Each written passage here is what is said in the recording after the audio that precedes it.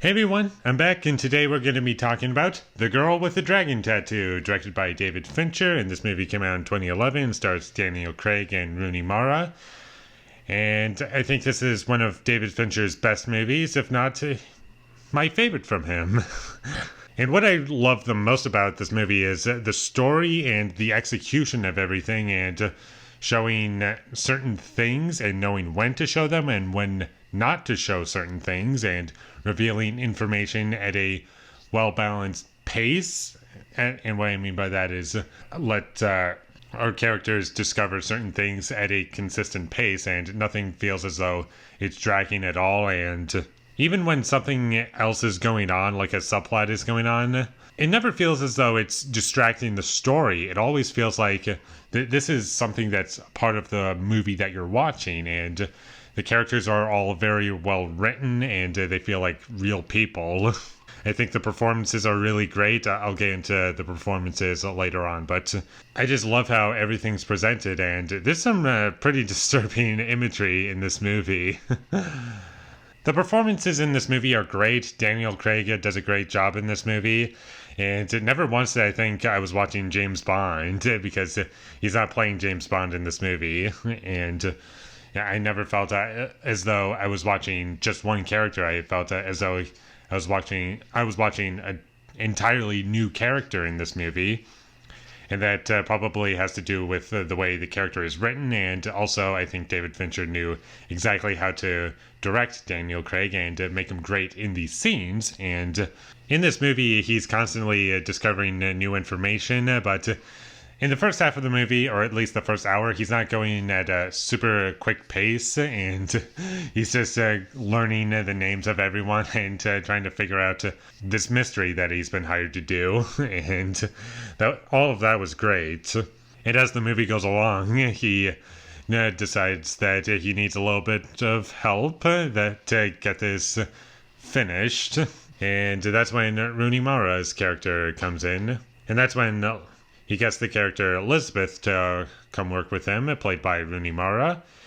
And Rooney Mara is excellent in this movie. And the way she plays this character, she's never really making eye contact, and she has trouble socializing and interacting with normal people, and has trouble making friends. But with all that being said, she's very smart, and she memorizes things just by looking at it for like 1 second. And once she focuses on something, she doesn't let anything distract her unless she realizes what she's saying isn't being listened to, and she turns to them and says, "I'm not finished." And that was kind of a funny moment, and the movie kind of plays to her being a little socially awkward in a bit of a comedic way, but not to the point where it stops the movie just to have a comedy moment. It's something that's a little, what's the word? It's made as a quick gag. That's the word. And it doesn't just distract the movie at all with its pacing. It all moves really well, and those little bits of comedy are spread out, and they never grinds the movie to a halt, as I said. And she also does some pretty terrible things to people, and the lengths she goes to is ridiculous.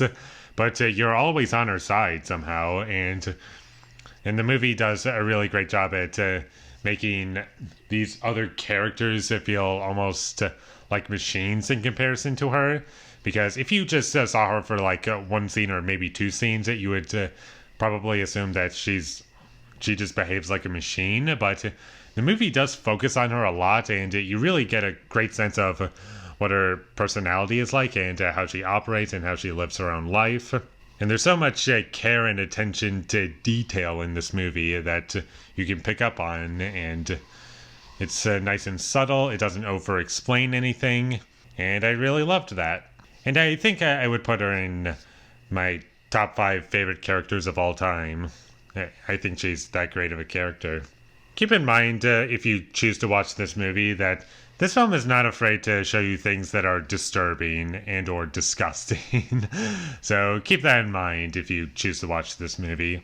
And if I were to say anything that's wrong with the movie, there was it's a tiny thing that I was a little confused about, and I can't really remember one thing about the movie, and that would be our main character, Mika, played by Daniel Craig. He goes to this certain character's house. It's towards the third act of the movie, maybe at the end of the second act, but point is he goes to a certain character's house, and I can't really remember why he went there.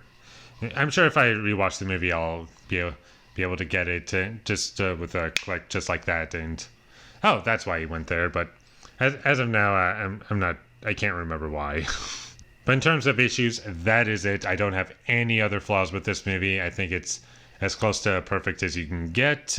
And I think I would have to say this is my favorite movie from David Fincher. I haven't seen everything from him. I still haven't seen Zodiac. I want to see Mank. I still haven't seen that either. And I haven't seen Alien 3. I'll watch it one day. But anyways, I would highly recommend you check this movie out. And I'm going to give The Girl with the Dragon Tattoo a 10 out of 10. Thank you for watching my videos as always. If you enjoyed this review, be sure to leave a like and comment down below what you thought of The Girl with the Dragon Tattoo down below. And my social media links, they will all be in the description down below, so follow me there. And last but not least, subscribe to be a part of Foley Nation. And I'll see you when I get my next review up, and that's going to be for Forrest Gump. But until I get that up, thank you for watching and have a great day.